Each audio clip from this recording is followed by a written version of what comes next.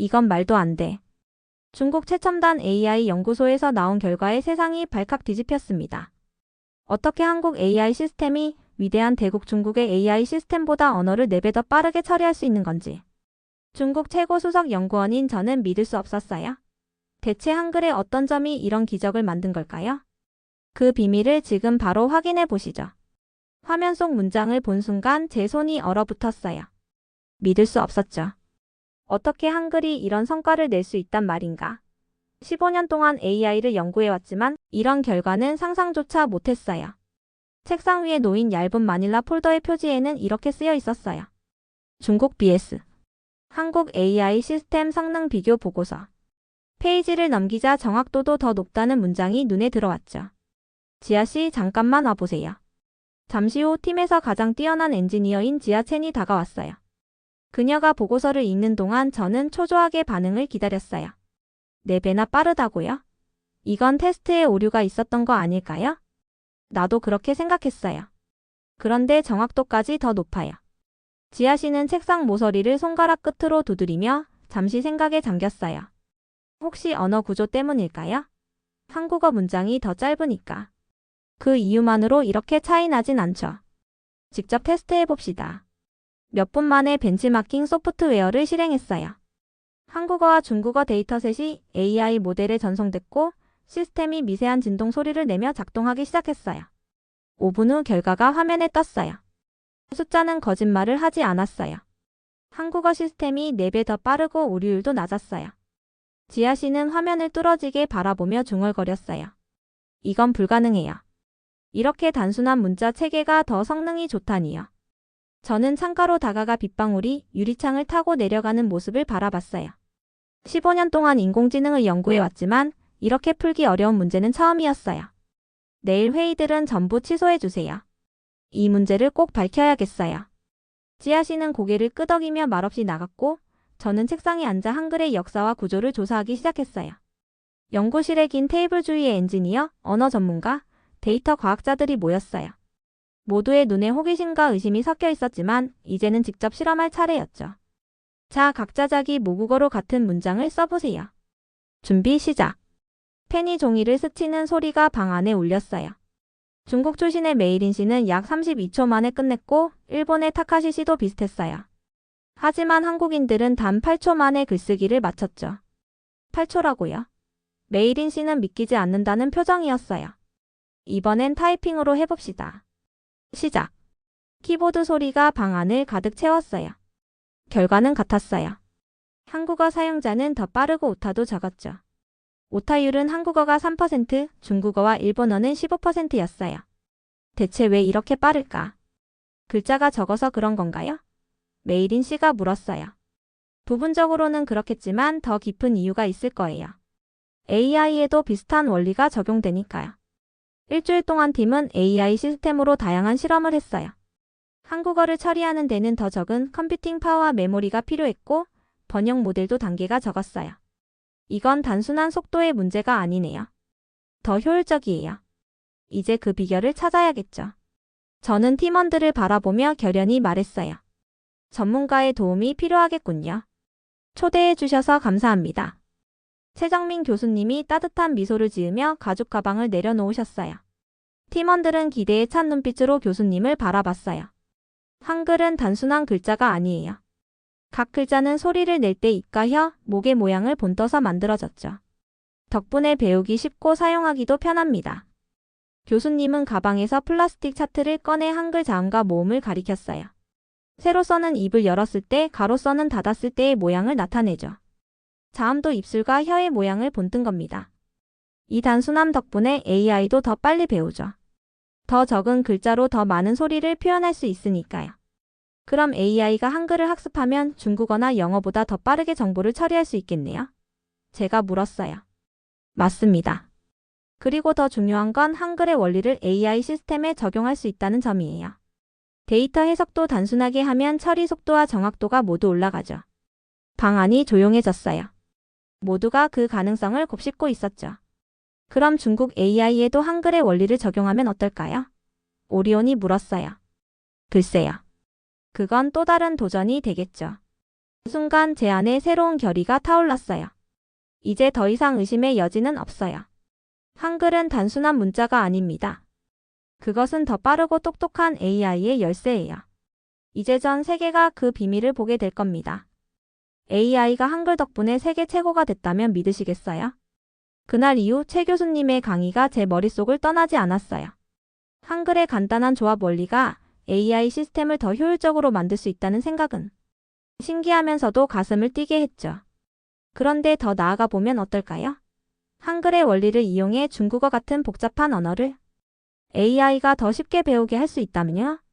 팀원들에게 이 아이디어를 이야기하자 반응은 엇갈렸어요. 두 언어를 섞으면 AI가 혼란스러워질지도 몰라요. 메이린이 팔짱을 끼며 이 말을 찌푸렸어요. 그 말에도 일리가 있었죠. 하지만 저는 우리의 방식에 자신이 있었어요. 맞아요. 하지만 한글처럼 중국어도 기본 구성 요소로 나눠서 인식하면 더 빠르고 정확하게 배울 수 있지 않을까요? 그날 이후 연구실은 컴퓨터 소음과 커피 향으로 가득했어요. 매일 밤낮 없이 알고리즘을 테스트하고 오류를 수정했죠. 작은 성공마다 희망의 불씨가 피어났고 실패할 때마다 마음이 무거워졌어요. 어느 비 오는 밤 창밖에서 들리는 빗소리를 들으며 메이린이 한숨을 쉬었어요. AI가 문장의 패턴을 이해하기 시작했는데 아직 속도가 느려요. 그녀가 피곤한 눈을 비비며 말했어요. 저는 화면에 빠르게 지나가는 코드들을 바라봤어요. 속도와 정확도를 동시에 높일 방법을 고민하던 순간 문득 영감이 떠올랐어요. 중국어의 기본 요소인 부수를 한글의 음절처럼 인식하게 하면 어때요? 모든 획을 분석하는 대신 부수를 인식하면 속도가 훨씬 빨라질 거예요. 메이린의 눈이 반짝였어요. 바로 시도해봐요. 그날 밤 해가 뜰 때까지 알고리즘을 조정했어요. 마침내 프로그램을 실행했을 때 결과는 이전보다 2배나 빨랐어요. 하지만 우리는 거기에 만족하지 않았어요. 몇 주 동안 세세한 부분까지 다듬은 끝에 속도는 3배로 빨라졌고 오류율은 절반으로 줄었어요. 마지막 테스트를 앞둔 순간 떨리는 손으로 키보드에 손을 올렸어요. 메이린과 눈이 마주쳤고 그녀는 고개를 끄덕였어요. 실행 버튼을 누르자 화면에 번개처럼 코드가 지나갔고 AI는 숨가쁘게 데이터를 분석했어요. 그리고 마침내 결과가 떴어요. 대단해요. 메이린이 눈을 크게 뜨며 외쳤어요. 성공했어요. 연구실에는 환호성이 터졌고 저도 모르게 웃음을 터뜨렸어요. 드디어 해냈네요. 한글의 원리가 국경을 넘었어요. 오리온 AI의 성공 소식은 빠르게 퍼졌어요. 실리콘밸리부터 도쿄까지 수많은 기술 회사들이 비결을 알고 싶어 했고 정부에서도 관심을 보였어요. 그 중에서도 대한민국 과학기술정보통신부의 초대는 특별했죠. 서울에서 직접 연구 성과를 발표해달라는 요청이었어요. 그렇게 3주 후 저는 비행기에서 내려 서울의 가을 공기를 깊이 들이마셨어요. 도시의 활기찬 풍경을 감상할 새도 없이 곧장 강남의 컨퍼런스홀로 향했어요. 수백 명의 시선이 저를 주목했어요. 심장이 두근거렸지만 단상의 가장자리를 꼭 잡고 입을 열었어요.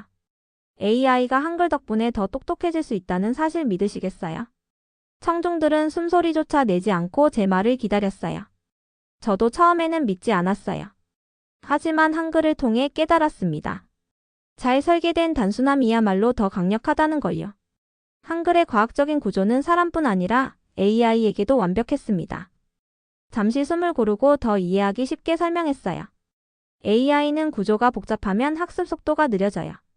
그런데 한글은 체계적이고 조합이 단순하죠. 마치 레고 블록처럼요. 덕분에 저희 AI는 더 빠르고 유연하게 언어를 이해하게 됐습니다. 그리고 이건 한국어에만 국한되지 않아요. 이제 모든 언어의 패턴을 더 쉽게 이해하니까요. 앞줄에 앉아있던 최 교수님의 미소에는 자부심이 담겨 있었어요. 결국 이 이야기는 단순히 AI의 발전이 아니라 호기심을 잃지 않았기에 가능했던 발견입니다. 낯선 것을 마주했을 때 진짜 혁신은 그 안에 숨은 가치를 발견할 때 일어나죠. 청중들이 일제히 박수를 쳤어요. 연단에서 내려오는 발걸음이 유난히 가벼웠어요. 발표가 끝난 후 최 교수님이 다가오셨어요. 창 박사님, 열린 마음이 모든 성과의 시작이었습니다.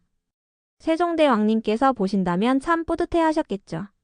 저는 허리를 숙여 인사했어요. 한글은 단순한 글자가 아니라 세상을 더 가깝게 이어주는 도구라는 걸 이제야 깨달았습니다. 베이징의 밤하늘 아래 사무실 안에는 모니터의 빛만이 은은히 빛났어요.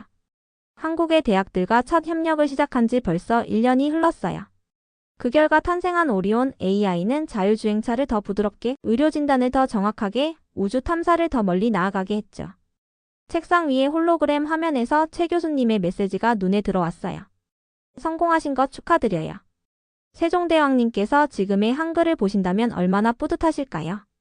저도 모르게 미소가 지어졌어요.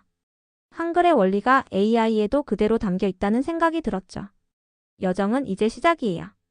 함께 미래를 써내려가 봅시다. 한 글자씩 천천히. 그 순간 엘레나가 태블릿을 들고 들어왔어요. 보셔야 할 게 있어요. 화면에는 서울의 한 거리가 보였어요. 오리온 AI로 움직이는 자율주행 버스가 번화한 도로를 달리고 있었죠. 버스 안의 승객들은 책을 읽거나 대화를 나누며 편안히 시간을 보내고 있었어요. 미래의 버스라고 불린대요. 엘레나가 웃으며 말했어요. 저도 창밖을 바라보며 조용히 웃었어요. 세종대왕님이 한글로 사람들을 이어주셨듯이 이제 AI도 세상을 이어주고 있네요. 그때 또 한 통의 메시지가 도착했어요. 서울의 한 젊은 프로그래머가 보낸 것이었어요. 저희를 믿어주셔서 감사합니다. 이제 저희도 세상을 바꿀 수 있다고 믿게 됐어요. 잠시 멍하니 서서 그동안의 여정을 떠올렸어요. 우리는 단순히 기계를 만든 게 아니었어요. 이름도 모를 누군가의 꿈의 불씨를 지핀 셈이었죠.